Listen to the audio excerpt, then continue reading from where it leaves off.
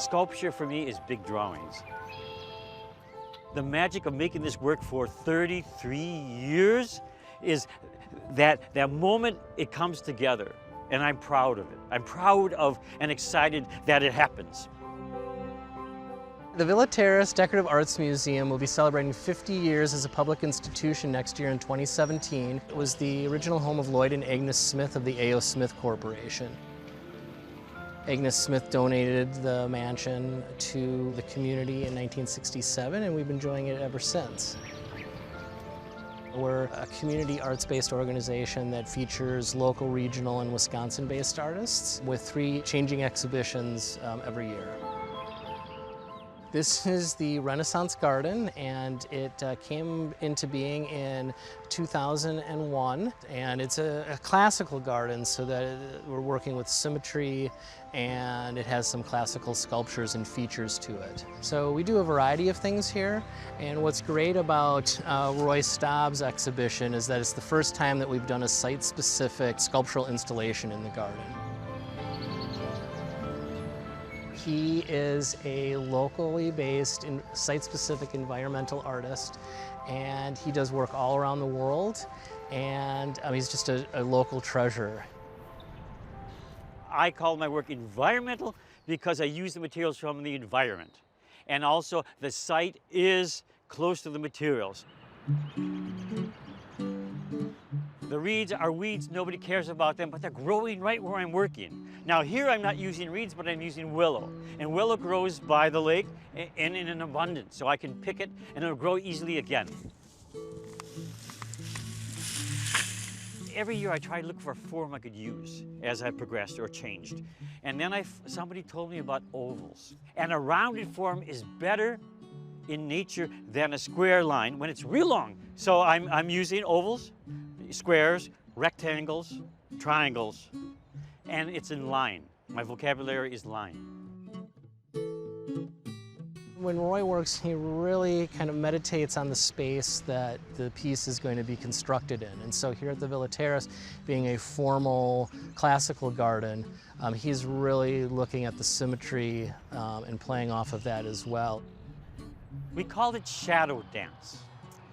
Why shadow dance? Because it's on this beautiful grass. It's going to be linear, and there's a shadow below it. This is a formal garden. There's a channel going down the middle and a crisscross, and that's the axis like most formal gardens have. My vocabulary is ovals and circles, and that's what I'm using in this piece. And they're overlapping, and it's all about space. Sculpture is space. So this piece is made specifically for this site. That's the size I can get, and I went maximum.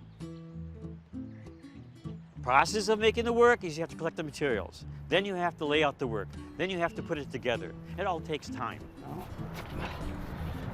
I used willow, and this is a wild willow.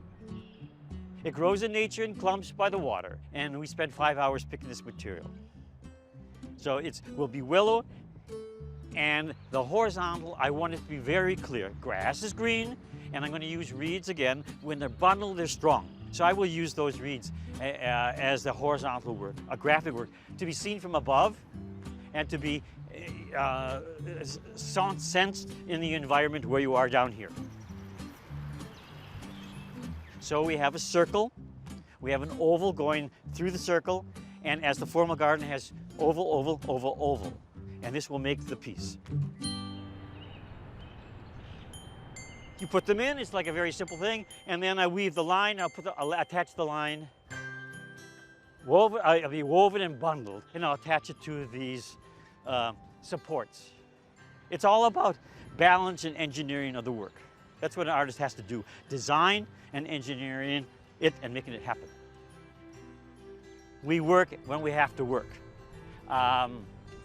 Process, you never know how long it's going to take. Exactly. You just work until you're done. It's not a 9-to-5 job. You work until it's dark, come back the next day, work again and again until it's completed. When the piece is done, I want it to be seen from on top. And I want you to see a magical form of line.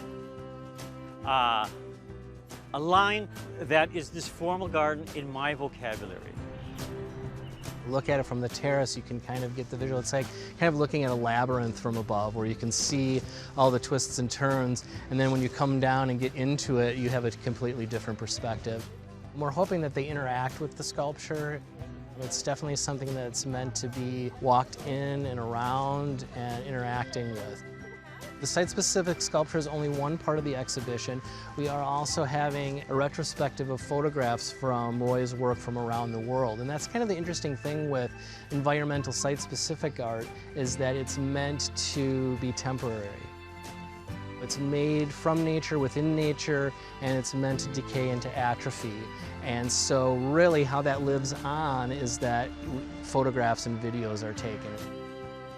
And then the third part is a collection of baskets from John Shannon and Jan Sayre that Roy curated. So he went and picked a number of these baskets that are made with some of the same materials that he works with. And we're going to have these exquisite baskets on display as well. When people come to my sculpture, I hope they find a kind of quietness and a peace. Peace in what nature is supposed to give you. So I hope they take away a peacefulness and an intellectual play of my geometry. Art has to be art. It's not about money, it's about beauty and what you can give to other people, because art is sharing.